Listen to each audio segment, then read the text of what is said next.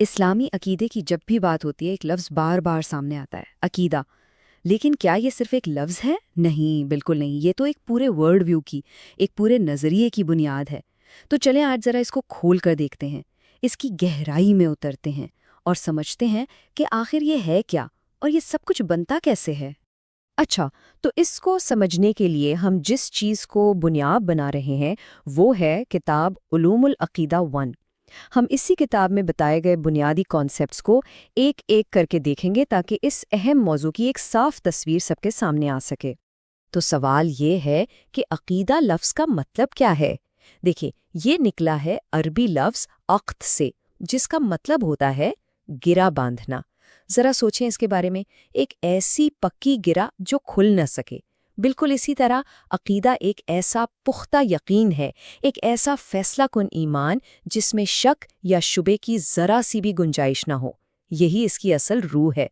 ٹھیک ہے، تو یہ جو مضبوط گرہ ہے اس کے بالکل مرکز میں کیا ہے؟ وہ کیا چیز ہے جو اس سب کو باندھے ہوئے ہے؟ وہ ہے ایک بنیادی اصول، توحید، یعنی اللہ کی وحدانیت پر ایمان۔ آپ سمجھ لیں کہ یہ وہ فاؤنڈیشن ہے، وہ بنیاد جس پر عقیدے کی پوری عمارت کھڑی ہوتی ہے۔ اب توحید کو مزید سمجھنے کے لیے اسے 3 حصوں میں دیکھا جاتا ہے، اور یہ تینوں آپس میں جڑے ہوئے ہیں۔ سب سے پہلا ہے ربوبیت، یعنی یہ ماننا کہ اللہ ہی سب کا خالق ہے، وہی مالک ہے اور وہی سب کو پالنے والا ہے۔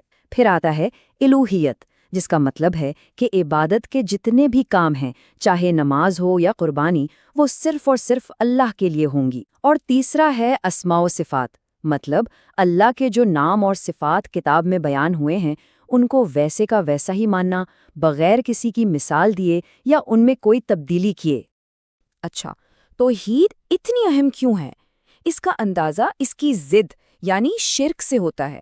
قرآن کی یہ آیت بالکل واضح کرتی ہے کہ اللہ کے ساتھ کسی اور کو شریک ٹھہرانا یہ وہ گناہ ہے جسے معاف نہیں کیا جائے گا۔ اس سے پتہ چلتا ہے کہ توحید کا تصور کتنا مرکزی، کتنا فاؤنڈیشنل ہے۔ تو بنیاد تو ہو گئی توحید۔ اب دیکھتے ہیں کہ اس بنیاد کے اوپر جو عمارت بنتی ہے اس کی ساخت کیسی ہے۔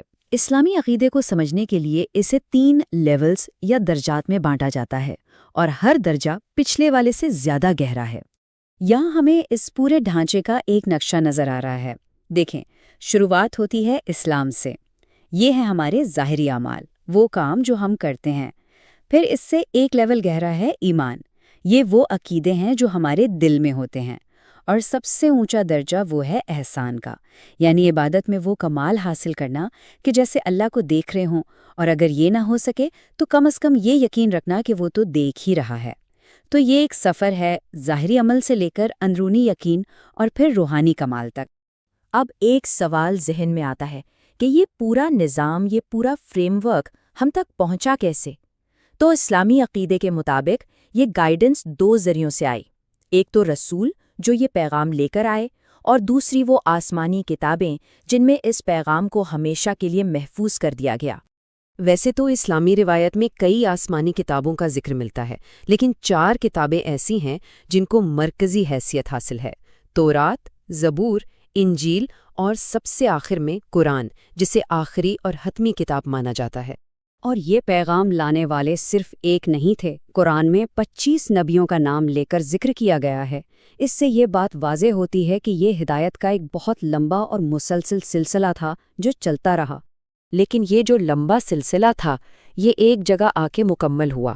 ایک نبی کو ایک بہت خاص لقب دیا گیا جو اسی بات کی طرف اشارہ کرتا ہے کہ اب یہ سلسلہ ختم ہو گیا ہے۔ میں آخری نبی ہوں، میرے بعد کوئی نبی نہیں۔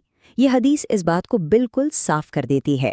اسلامی عقیدے کے مطابق نبوت کا یہ لمبا سلسلہ حضرت محمد صلی اللہ علیہ وسلم پر آ کر مکمل ہو گیا، اور اسی لیے تو انہیں خاتم النبیین یعنی نبیوں کی مہر کہا جاتا ہے۔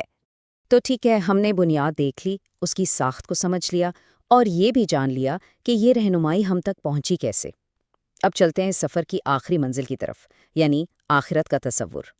یہ ساری باتیں ہمیں ایک بہت اہم سوال پر لا کر کھڑا کرتی ہیں، آخر اس پورے عقیدے کو ماننے کا، اس پر عمل کرنے کا حتمی مقصد کیا ہے؟ یعنی اس سفر کی منزل کیا ہے؟ اور اس کا جواب کوئی دنیاوی چیز نہیں ہے۔ اس کتاب کے مطابق جنت میں ایمان والوں کے لیے سب سے بڑا انعام اپنے رب کا دیدار ہے۔ یہ بات اس چیز پر زور دیتی ہے کہ اس عقیدے کا اصل مقصد دنیاوی چیزوں سے کہیں بڑھ کر ہے، یہ ایک گہرے روحانی تعلق کا نام ہے۔ تو خلاصہ یہ ہے کہ عقیدے کا یہ سفر ایک مضبوط گرہ سے شروع ہوتا ہے، توحید کی بنیاد پر کھڑا ہوتا ہے، رسولوں کی رہنمائی سے آگے بڑھتا ہے، اور اس کی منزل ہے اپنے رب کا دیدار۔ ہم نے اس پورے فریم ورک کا ایک خاکہ تو دیکھ لیا، لیکن اصل سوال یہ ہے کہ آج کی اس جدید دنیا میں اس قدیم ڈھانچے